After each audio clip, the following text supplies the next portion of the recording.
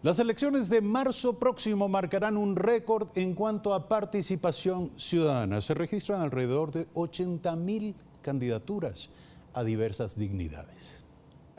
Las elecciones del 24 de marzo próximo no solo constituyen un reto importante para el país, sino también para los miembros del Consejo Nacional Electoral, que afrontan un número inusual de candidatos a las distintas dignidades. Según datos del CNE, se registraron 80.281 candidaturas a distintos puestos, aunque la cifra final pudiera conocerse a partir de la segunda semana de este mes. Esto pudiera sentar un precedente a futuro para una reforma al Código de la Democracia y así evitar un número tan elevado de participantes. Quito no es una excepción en cuanto a un elevado número de candidatos. 18 personas aspiran a reemplazar a Mauricio Rodas. En Guayaquil, un número apenas menor. 17 se encuentra en campaña y busca ocupar el lugar que dejará Jaime Nebot. El Consejo de Participación Ciudadana, que se elegirá en marzo próximo, también registra un número de candidatos inusitado. 43 personas aspiran a ocupar las 7 consejerías principales y las 7 suplentes del organismo. Néstor Aguilera, Telediario. La cantidad de candidatos implica un enorme reto en términos de calidad de debate y calidad de exposición pública de aquellos que aspiran a ocupar los cargos de elección popular. Fernando Carrión, arquitecto, ex concejal de Quito, especializado en descentralización, desarrollo local y políticas urbanas, nuestro invitado en esta mañana. ¿Qué clase de proceso demanda un voto calificado, un voto con criterio, elevar la calidad de la toma de la decisión de los ciudadanos en un proceso de estas características? Buenos días. Buenos días, Eduardo. Muchísimas gracias por la invitación. Sí, estamos viviendo, yo creo que una crisis muy fuerte de representación política, no solo en Quito, sino yo diría en general en el país. De acuerdo a los datos del CNE, tenemos 276 organizaciones políticas que han sido reconocidas, de las cuales el 58% son de origen cantonal. En otras palabras, lo que tenemos es una representación altamente pluralizada, altamente atomizada y también altamente localizada. 58% muestra esa situación. Pero esto es malo necesariamente, porque hay quienes dicen que una consolidación política del país demanda 3, 4 partidos, no más. Y sin embargo claman por la participación cuando hay más de 200 movimientos, lo cual es un derecho ciudadano. Se asustan. Yo creo que esto obedece a varias cosas. Una, lo que estaba señalando, una crisis de representación, pero por otro lado, por ejemplo, en el caso de Quito de manera particular, la impresión que yo tengo es porque las élites quiteñas abandonaron la ciudad. Y me parece que ese es un problema muy complejo. Y entonces esto hace que se pluralice la representación. En el caso de Quito, yo he hecho un análisis, son 49 organizaciones políticas. Eduardo, yo pregunto, hay 49 líderes, tenemos 49 equipos de trabajo, tenemos 49 visiones de la ciudad. A mí me parece que eso es imposible. Una cantidad de esa magnitud lo único que muestra es una gran crisis que tiene la ciudad de Quito. ¿Cuáles son las características de esa crisis desde el punto de vista de la agenda pública? ¿Qué es lo que deberíamos estar debatiendo los quiteños, por ejemplo, en este momento, y que no lo estamos haciendo a pesar de que ya se calienta el ambiente en torno a las candidaturas? A ver, me parece interesante hacer comparaciones. El caso de Guayaquil. Hace 26 años llegó el Partido Social Cristiano a la ciudad de Guayaquil y constituyó lo que denominaron el modelo Guayaquil, que ha sido confrontado desde el gobierno nacional, por ejemplo en la época de Febres Cordero, y desde lo local. Pero hay el punto de discusión este rato en la campaña electoral en Guayaquil, es el modelo de ciudad.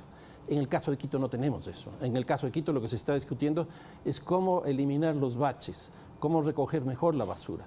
No hay ninguna propuesta que yo haya visto en los 18 candidatos a la ciudad de Quito de lo que podría ser un proyecto de ciudad, un proyecto colectivo de ciudad. ¿Qué va a pasar con Quito hacia el futuro? Bueno, yo nuevamente le pregunto, ¿qué deberíamos estar discutiendo y no lo estamos haciendo? Exactamente, discutir el proyecto de ciudad. En el caso de Guayaquil, como digo, se discute el proyecto de ciudad porque hay un proyecto de ciudad. En este caso no. Entonces, ¿qué es lo que tendríamos que hacer?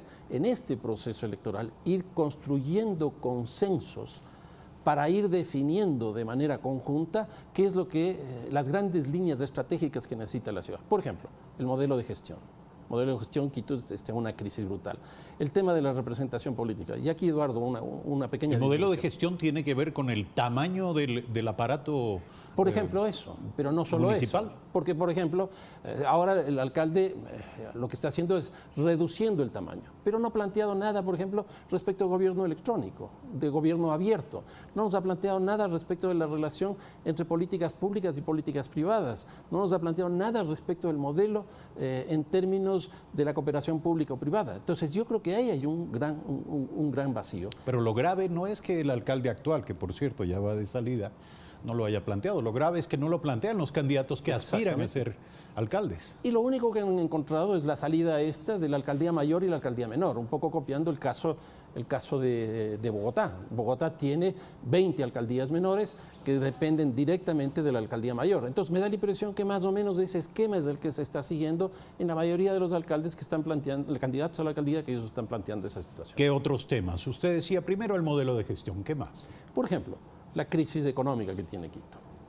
Esta es una crisis económica muy fuerte que hemos visto en estos días, datos del INEC, que nos muestra que Quito está perdiendo la calidad del empleo y probablemente sea la ciudad que mayor empleo perdió en este último tiempo. ¿Qué es lo que tenemos como estructura productiva?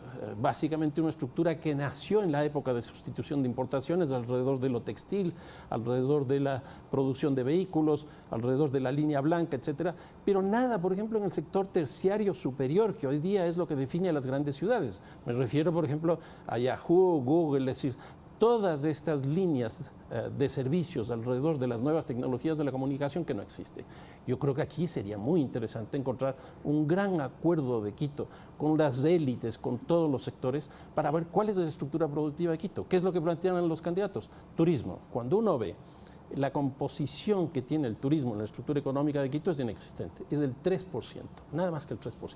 Obviamente, bueno, ahí hay un filón interesante. Pero ¿qué planteamos respecto del turismo? Tampoco conozco, ni se conoce qué es lo que están planteando los candidatos. Lo desconocemos, ciertamente. No hay un pensamiento, al menos expresado, en esta materia por parte de los candidatos. Pero hay otros temas que son evidentemente urgentes, por ejemplo, el tema del transporte. No, y eso es muy urgente, no solo porque ahí tenemos un déficit, sino que el metro se inaugura en noviembre. Y uno de los grandes problemas que vamos a tener con el metro es que hay que montar el sistema multimodal de operación del metro. ¿Qué significa multimodal? Que todos los modos de transporte que tiene la ciudad de Quito tienen que estar estructurados en función del metro. Los buses, los taxis, las bicicletas, el automóvil privado, etcétera, etcétera, tiene que estar articulado el metro. Y eso todavía no existe la propuesta. No se ha discutido, por ejemplo, el tema de la tarifa. En estos días ha salido la municipalidad a plantear que se va a entregar en concesión. Pero para entregar en concesión, uno mínimo tendría que saber la cantidad de pasajeros que va a haber, que de lo que se supone eran 380.000, y la tarifa, que de lo que se supone era 45 centavos. Pero se sabía de antemano que los 45 centavos no iban a financiar ni siquiera la parte administrativa. Y eso es lo que se está planteando hoy día concesionar. Un tema de temas que demandará nuevos espacios de reflexión. Gracias por estar esta mañana aquí, Fernando Carrión, nuestro invitado en Primera Impresión. 7 de la mañana, 35 minutos. Gracias a ustedes por su sintonía. Mañana 6:55 nuevamente en este espacio. Muy buenos días.